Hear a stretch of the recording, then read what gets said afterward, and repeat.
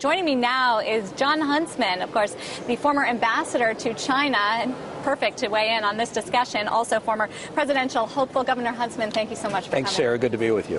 I do not hear enough about China. We're talking about the U.S. and austerity and Europe and some of the problems. Still, the Chinese economy and the economic outlook remain somewhat of a question mark. Where do you see China headed right now? Well, to some extent, for us to have a strong U.S.-China relationship, we have to get our own house in order, so to speak. We've got to correct our imbalances. We've got to get back on our feet in terms of growth. And listen, China's trying to do the same thing at this point. You know, they only had 7+% growth this last year, which was the slowest in probably 30 years of reporting.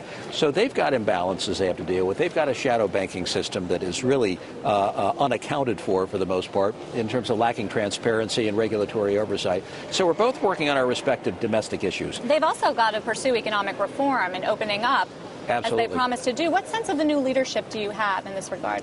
Well, you have the rise of the fifth generation under Xi Jinping, who's the new head of the party, 59 years old. He's run a couple of provinces like Zhejiang and Fujian, which on a breakout basis from a population standpoint, from a GDP growth standpoint, are bigger than most countries of the world. So he gets trade, he gets investment, he gets markets.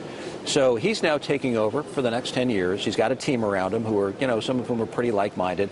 They're going to have to tame the state-owned enterprises, which for the last 10 years, by and large, have been able to write their own rules. That's going to be a really tall order, and it means it's going to get to the heart and soul of things like indigenous innovation, the way they procure and source products, their banking relationships with so-called shadow banks, lack of transparency on the governing side.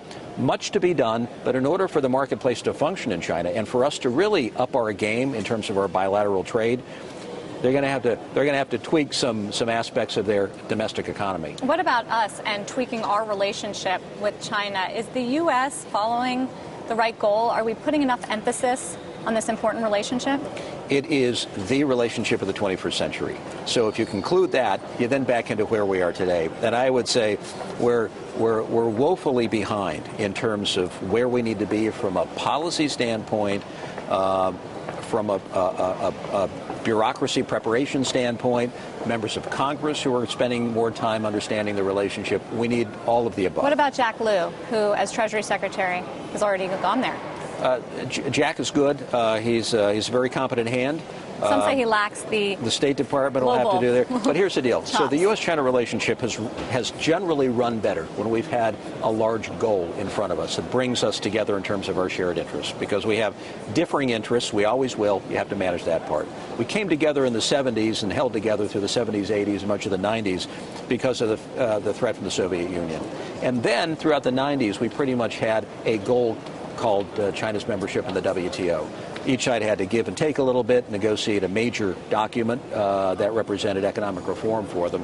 What we're lacking today, Sarah, is that big goal that together we have our sights on that keep us working toward the kind of relationship that brings out the best in us. And when you're not doing that, you fall victim to headlines, and that's never a happy place to be in a relationship like this. Well, we do have a common goal right now, and that is preventing nuclear capabilities in North Korea and further escalations of the tensions there. Has the China approach shifted to North Korea? I would argue that they have never been more frustrated in Beijing about North Korea's reckless behavior. Now, in the old days, they had a relationship, you know, whether it was Mao Zedong or Deng Xiaoping or Jiang Zemin, with Kim Il-sung, the founder of North Korea. You know, they fought the Korean War together. They had party alliances and they had army alliances. As you've gone down now to the fifth generation on the Chinese side with Xi Jinping and Li Keqiang, and with now the third generation there, Kim Jong-un, there isn't that sense of camaraderie. In fact, North Korea becomes an irritant and a frustration. And the saber-rattling that takes place in North Korea puts a real dampening effect on China's economy, particularly the region around Shenyang and around Dongbei, around Manchuria. So that begins to hurt China's growth prospects. When their growth prospects are threatened, the party is threatened because that's a form of legitimacy for them. So does it give the United States and China an opportunity to come together and find more common ground now as compared to before when they were more indifferent about North Korea? Absolutely it does. And we should be drilling down and expanding our strategic dialogue about what to do about the North, off-ramps for diplomacy. Right. What happens based upon any belligerent Well, acts it's toward been the South. quiet for the last week or so, but if North Korea does not stop, what is China's move then? Well, no doubt, like last. So I've seen these cycles before.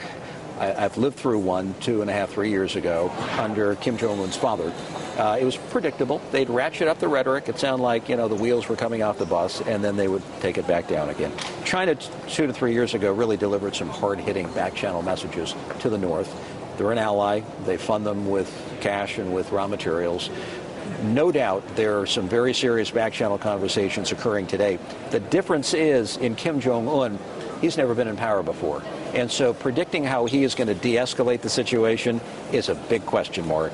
And therefore, there is an element of risk and unpredictability associated with where we sit today. All right, Governor Jon Huntsman, thank you so much for stopping by here at the IMF semi-annual meetings. Governor Jon Huntsman, of course, the former ambassador to China.